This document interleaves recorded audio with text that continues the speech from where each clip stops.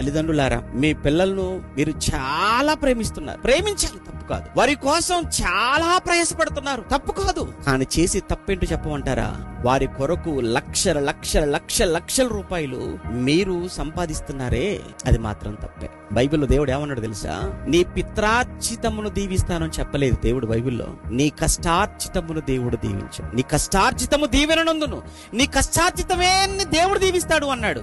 నీ కష్టార్జితం, ఇప్పుడు మనం కష్టపడ్డా మన పిల్లలకి ఇచ్చాం, అది వాళ్ళ కష్టార్జితమా నీ కష్టార్జితమా? వాళ్ళకి వెళ్ళిపోయిందంటే వాళ్ళదైపోతుంది అది. నువ్వు పిల్లలకు విలువలు నేర్పించు, వారికి చక్కగా చదువు నేర్పించు, తప్పు కాదు. చదువు కోసం కష్టపడు, పెట్టుబడి పెట్టు, తప్పు కాదు. అలానే వారి ఆరోగ్యం కోసం ఖర్చు పెట్టి పర్వాలేదు. ఉండడానికి ఒక ఇల్లు కోసం ఖర్చు పెట్టి తప్పు లేదు. కానీ నేను చచ్చిపోయిన తర్వాత కూడా నా పిల్లల పిల్లలు కూడా కూర్చొని తిన్నా తరగని ఆస్తులు వారి కొరకు సమకూర్చాలి అని పిల్లలను గాలికి వదిలేసి వారి సంరక్షణ పట్టించుకోకుండా, వారికి విలువలు నేర్పించకుండా, భక్తి నేర్పించకుండా, దేవుడి గురించి నేర్పించకుండా, వారికి ఏ విధమైన నైతిక విలువలు అనేవే పూర్తిగా పక్కన పెట్టి నువ్వు ఎన్ని సంపాదించినా, నువ్వు సంపాదించడానికి సంవత్సరాలు పడుతుందేమో, నువ్వు సంపాదించినవన్నీ కూడా వాడు పెరిగి పెద్దవాడితే ఒక్క రోజులో కూడా మొత్తాన్ని కూడా పోగొట్టుకోగలడు. మొత్తాన్ని నాశనం చేస్తాడు.